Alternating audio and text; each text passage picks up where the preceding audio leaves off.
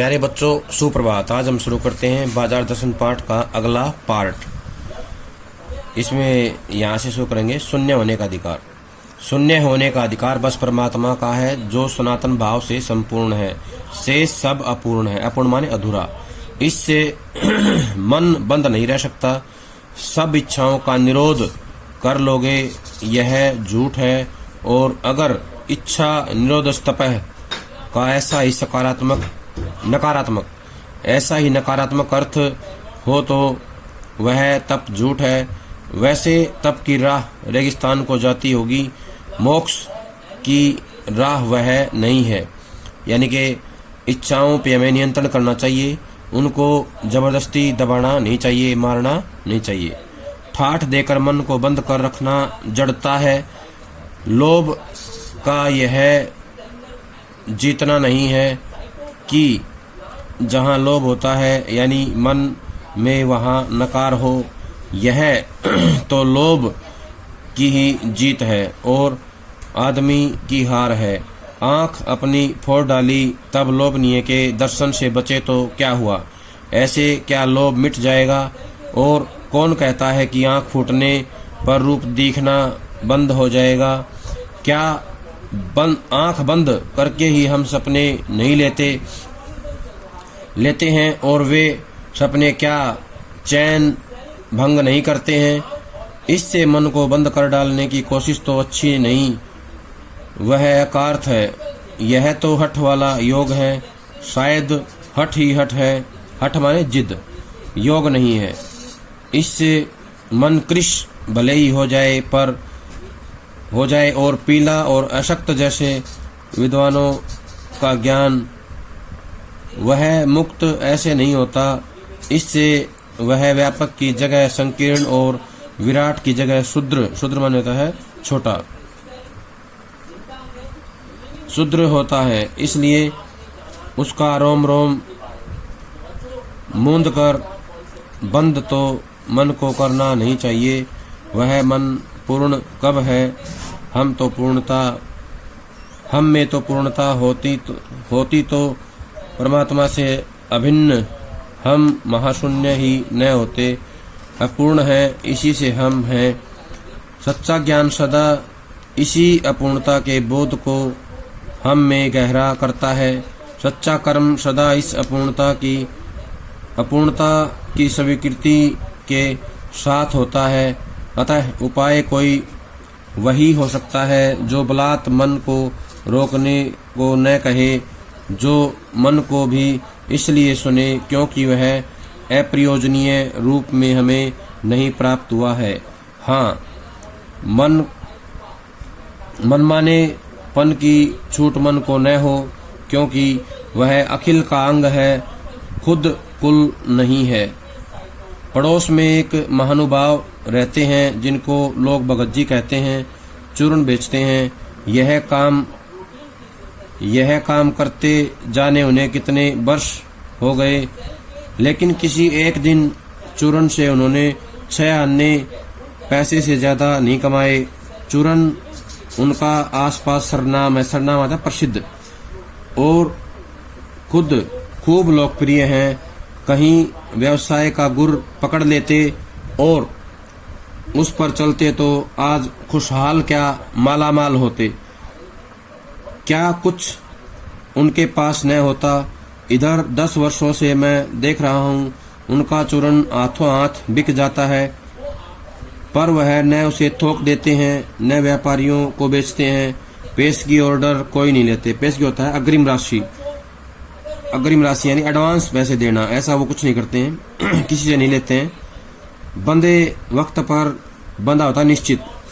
बंदे वक्त पर अपनी चूर्ण की पेटी लेकर घर से बाहर हुए नहीं कि देखते 6 आने की कमाई उनकी हो जाती है। लोग उनका चूर्ण लेने को उत्सुक जो रहते हैं, चूर्ण से भी अधिक शायद वह भगतजी के प्रति अपनी सद्भावना का देय देने को उत्सुक रहते हैं। पर 6 आने पूरे हुए नहीं कि भगतजी बाकी चूर्ण बालकों को मुफ्त बांट देते हैं। कभी ऐसा नहीं हुआ कि कोई उन्हें 25वां पैसा भी दे सके। कभी चूर्ण में लापरवाही नहीं हुई और कभी कभी रोग होता भी मैंने उन्हें नहीं देखा। अब इस पेज से जुड़े हुए प्रश्न करेंगे। पहला तो यही होगा कि शून्य होने का अधिकार किसका है, तो बताएंगे परमात्मा का। शून्य होने का अधिकार परमात्मा का है। और परमात्मा किससे है? सनातन भाव से संपूर्ण है। परमात्मा किससे पूर्ण है? सनातन भाव से संपूर्ण है या पूर्ण है। अपूर्ण क्या है? शेष सब कुछ। परमात्मा को छोड़कर इस संसार में जो कुछ भी है वो है अपूर्ण, अधूरा है। अगला प्रश्न आएगा, मन के साथ हमें कैसा भाव नहीं रखना चाहिए? बंद करने का। मन को हमें बंद नहीं करना चाहिए। इच्छाओं का निरोध करना होता है, जबरदस्ती मार देना, रोक देना। हमें इच्छाओं को रोकना नहीं चाहिए। तो प्रश्न आएगा यहाँ पे, हमें इच्छाओं के साथ कैसा व्यवहार करना चाहिए? तो बताना है इच्छाओं पे हमें नियंत्रण रखना चाहिए, उनको मारना या दबाना नहीं चाहिए।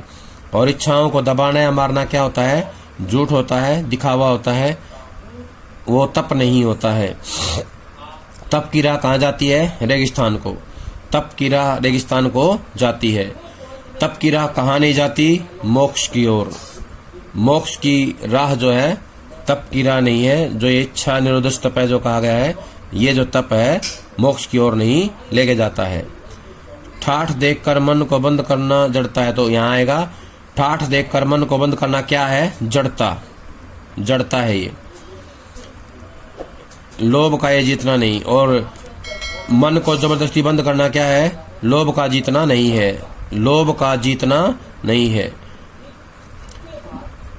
मन में वहाँ नकार हो, यानी कि जहाँ लोभ होता है यानी मन में वहाँ नकार हो, यानी कि जब लोभ आएगा तो मनुष्य के मन में नकार आना चाहिए, नहीं की भावना आनी चाहिए। यह है तो लोभ की जीत। अगर ऐसी भाव नहीं आता है तो मनुष्य के अंदर जो है लोभ की जीत हो जाती है, आदमी की हार हो जाती है। तो प्रश्न आएगा कि किसकी हार होती है? आदमी की। और जीत किसकी होती है? लोभ की होती है। कब होती है? जब लोभ जीत जाता है या मन को जो है हम जबरदस्ती बंद कर देते हैं या हमारी इच्छाओं को दबा देते हैं, तब जो है लोभ की जीत हो जाती है। अपनी आंख फोड़ डाली तब लोभनीय के दर्शन से बचे तो क्या हुआ? ठीक है, लोभनीय के दर्शन से जो कैसे बच सकते हैं? इच्छाओं पर नियंत्रण करके। अगला प्रश्न है, आंख फूटने पर क्या होता है?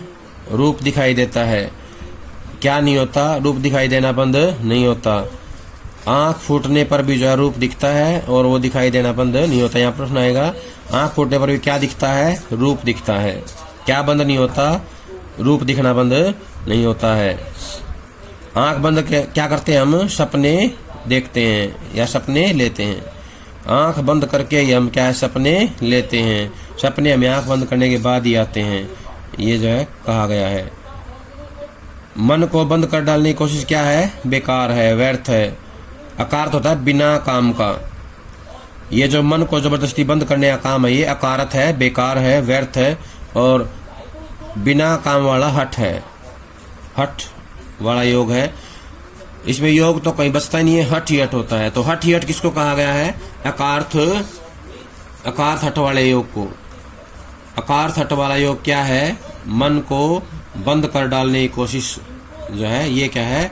अकार्थ हठ वाला योग है। मन कैसे कृश होता है? हठ करने से। हठ करेंगे या हठ वाला योग करेंगे तो हमारा मन क्या है? कृश हो जाएगा, दुबला हो जाएगा, कमजोर हो जाएगा। पीला और अशक्त जैसे विद्वानों का ज्ञान, जैसे विद्वानों का ज्ञान जो है व्यर्थ हो जाता है, बेकार हो जाता है, ठीक ऐसे ही जो है हमारा मन भी जो है पीला और अशक्त हो जाता है, कमजोर हो जाता है। वह मुक्त ऐसे नहीं होता और मुक्त नहीं होता है। इससे वह व्यापक की जगह संकीर्ण और विराट की जगह शुद्र हो जाता है। तो बताना है कि मन जो है कैसा होता है? व्यापक की जगह तो संकीर्ण हो जाता है। कौन? मन। मन जो है हमारा व्यापक की जगह संकीर्ण हो जाता है और विराट की जगह शुद्र हो जाता है। इसलिए उसका रोम रोम मूंद कर बंद तो मन को करना नहीं चाहिए। इसलिए हमें जबरदस्ती मन को बंद नहीं करना चाहिए। वह मन पूर्ण कब है, हम में पूर्णता होती तो परमात्मा से अभिन्न हम महाशून्य ही न होते। यानी कि अगर हमारे अंदर पूर्णता होती तो हम जो है परमात्मा से अभिन्न हम महाशून्य ही न होते। कहने का आशय है कि हम पूर्ण नहीं हैं, पूर्ण केवल परमात्मा है, ईश्वर है, हम तो उसका एक हिस्सा है, भाग है। अपूर्ण है, इसी से हम हैं। सच्चा ज्ञान सदा इसी अपूर्णता के बोध को हम में गहरा करता है। सच्चा ज्ञान क्या है, हमें अपूर्णता का बोध कराता है। सच्चा ज्ञान हमें बताता है कि हम क्या है, अपूर्ण हैं, अधूरे हैं। सच्चा कर्म सदा इस अपूर्णता की स्वीकृति के साथ होता है। अतः उपाय कोई वही हो सकता है जो बलात् मन को रोकने को न कहे। इसका उपाय यह है कि मन को हमें बलपूर्वक रोकना नहीं चाहिए। बलात् होता बलपूर्वक, इसलिए सुने मन को भी इसलिए सुने क्योंकि वह प्रयोजनीय रूप में हमें नहीं प्राप्त हुआ है। यानी कि उसका उद्देश्य है, हमें बिना उद्देश्य के वो चीज प्राप्त नहीं हुई है। इसलिए हमें मन को भी सुनना चाहिए, उसकी बातें सुननी चाहिए, लेकिन हमें उसे नियंत्रण में अवश्य रखना चाहिए। मन को क्या नहीं होनी चाहिए, मनमानेपन की छूट। मन को मनमानेपन की छूट नहीं होनी चाहिए। मन क्या है, अखिल का अंग है। मन क्या है, अखिल का अंग है। मन क्या नहीं है, खुद कुल नहीं है। कुल मन होता है संपूर्ण। मन अपने आप में संपूर्ण नहीं है, वो जो है संपूर्ण का एक हिस्सा है, भाग है। पड़ोस में कौन रहते थे, भगत जी। कौन रहते थे, भगत जी। भगत जी का काम क्या था, चूर्ण बेचना। चूर्ण बेचने का काम करते थे। अगला आएगा, कितने पैसे कमाते थे, 6 आने। भगत जी जो है 6 आने कमाते थे, उससे ज्यादा उन्होंने कभी नहीं कमाए। चूर्ण क्या था उनका, आसपास सरनाम था, प्रसिद्ध था। खुद भी क्या थे, बहुत लोकप्रिय। भगत जी जो है बहुत लोकप्रिय थे। वो क्या नहीं करते थे, पेशगी या ऑर्डर नहीं लेते थे। पेशगी ऑर्डर कोई नहीं लेते थे। लेखक कितने वर्षों से देख रहा था, 10 वर्षों से। लेखक जो है चूर्ण बेचते हुए भगत जी को 10 वर्षों से देख रहा था। उनका चूर्ण हाथों हाथ बिक जाता था। किसी कोई भी व्यक्ति ने कौन सा पैसा दे सकता था, 25वां पैसा। कौन सा, किसी की हिम्मत नहीं थी कि भगत जी को 25वां पैसा दे सके। यहाँ प्रश्न आएगा, भगत जी को कोई भी कितने पैसे नहीं दे सकता था, 25वां पैसा। 25वां पैसा भी उनको कोई नहीं दे सकता था। भगत जी 6 आने पूरे बाद क्या करते थे, बचे हुए चूर्ण को बच्चों में फ्री में बांट देते थे। बच्चों में फ्री में बांट देते थे। लोग किस लिए उत्सुक रहते थे, भगत जी का चूर्ण खरीदने के लिए। भगत जी से चूर्ण खरीदने के लिए जो है हमेशा तैयार रहते थे। किस में लापरवाही नहीं होती थी, चूर्ण में। चूर्ण में कभी कोई लापरवाही नहीं होती थी। लेखक ने किसको रोग नहीं होते देखा, भगत जी को। भगत जी को कभी कोई रोग होते नहीं देखा था। इस और तो नहीं, लेकिन इतना मुझे निश्चय मालूम होता है कि इन चूर्ण वाले भगत जी पर बाजार का जादू नहीं चल सकता। कहीं आप भूल न कर बैठिएगा, इन पंक्तियों को लिखने वाला मैं चूर्ण नहीं बेचता हूँ। जी नहीं, ऐसी हल्की बात भी न सोचिएगा। यह समझिएगा कि लेख के किसी भी मान्य पाठक से उस चूर्ण वाले को श्रेष्ठ बताने की मैं हिम्मत कर सकता हूँ। क्या जाने उस भोले आदमी को अक्षर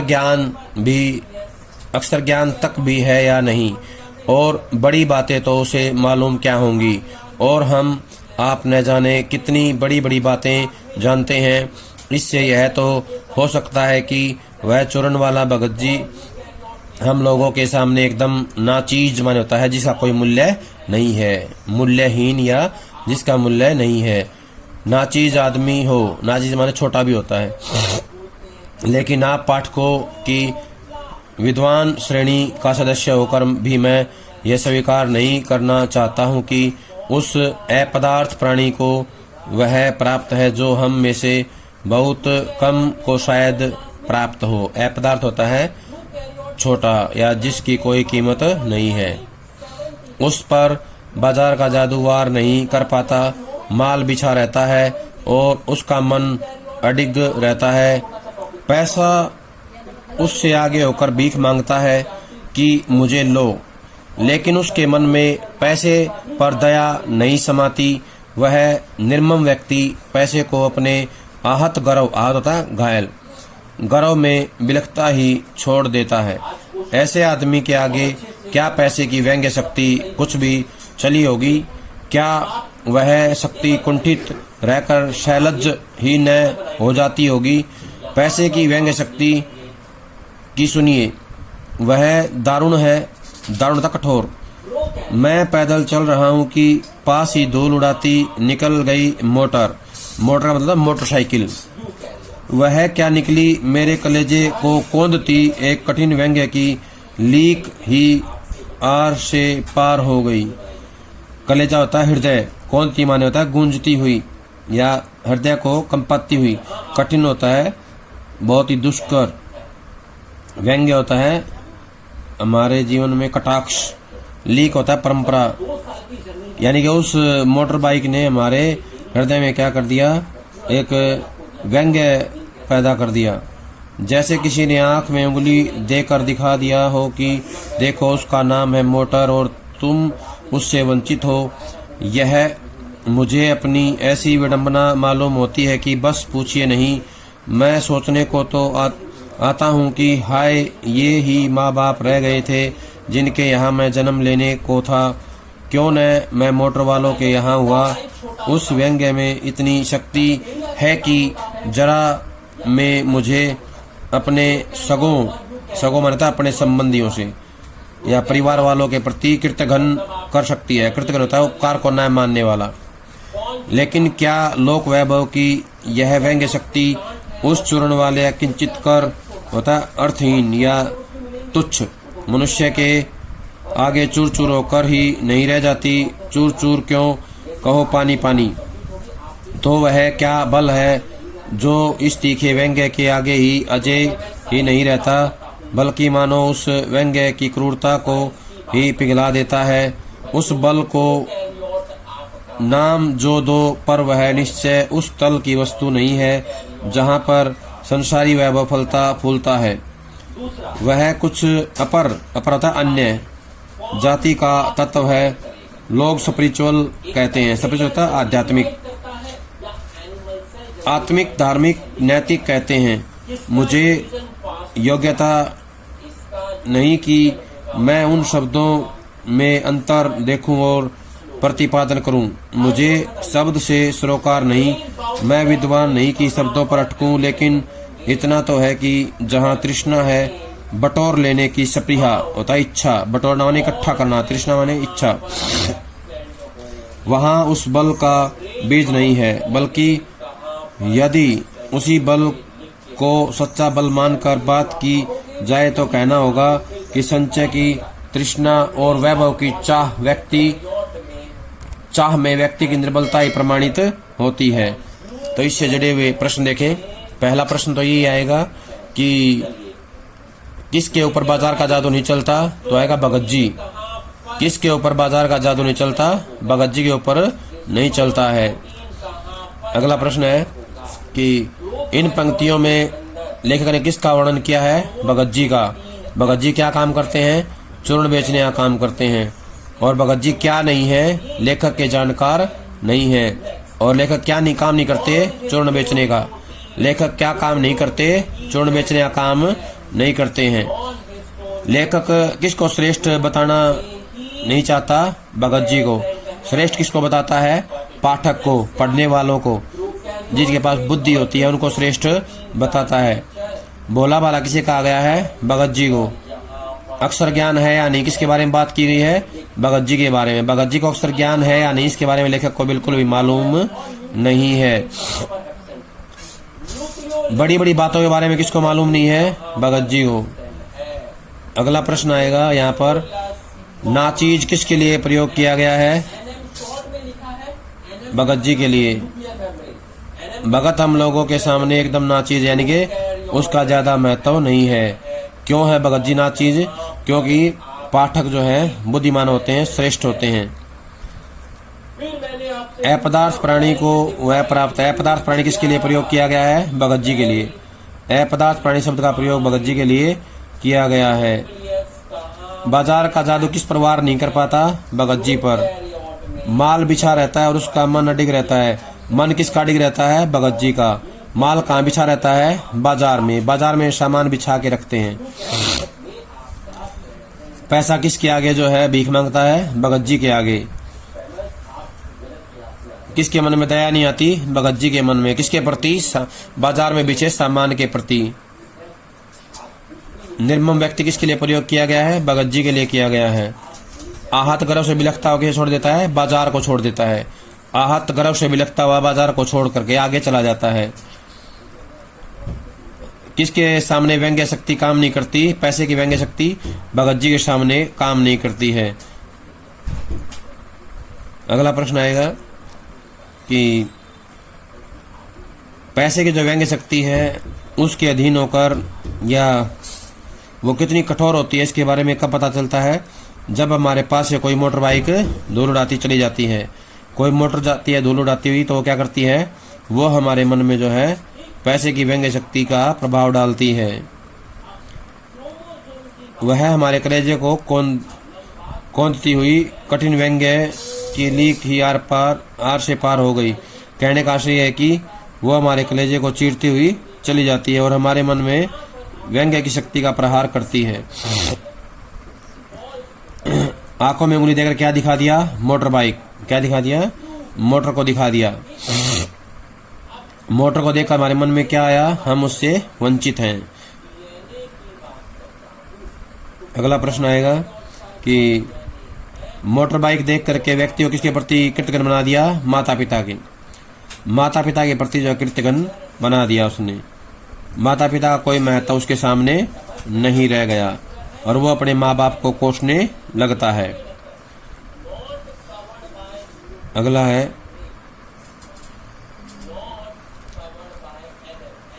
अपने शकों के प्रति कौन शक्ति कृतज्ञ बनाती है? बताना है। व्यंग्य की शक्ति या पैसे की व्यंग्य शक्ति। अकिंचित किसको कहा गया है? अकिंचित कर जो है भगत जी को कहा गया है। अकिंचित कर भगत जी को कहा गया है। अकिंचित का मतलब होता है अर्थहीन। क्या होता है? अर्थहीन। लोक वैभव की यह व्यंग्य शक्ति किसके सामने चूर चूर हो जाती है? भगत जी के सामने। किसके सामने? भगत जी के सामने। चूर चूर ही क्यों पानी पानी होती है? किसके सामने होती है? भगत जी के सामने।